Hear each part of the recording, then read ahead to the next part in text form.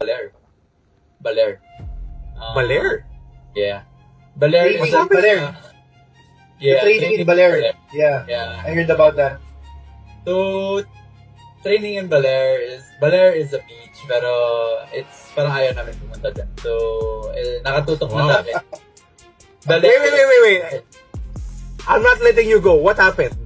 So, it's a deadly training for 1 week. So, Coach Tab is not your friend during that time. During that duration. For 4 days naman. Kasi last day is happy day na. Because it's heaven na for us. Uwi na. Wow. So, Okay. it's a deadly training. It's super deadly. Para sa bootcamp, parang short bootcamp na just all out, papatayin kayo ni Coach Tab. Parang gano'n. Yeah. Oh, Yeah. okay. Totoo yun.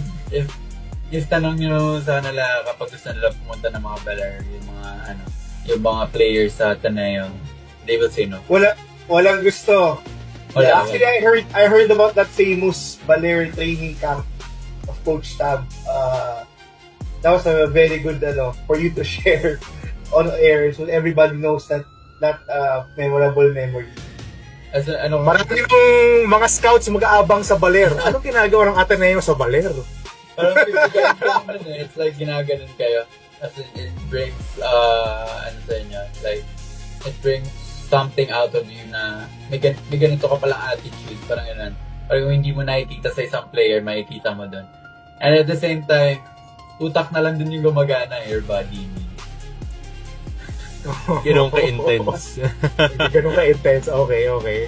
Pero after that siguro... Sana may tapes at makita ko kung ano talaga pinagkagawa nyo doon. Hindi pwede. Top secret yun.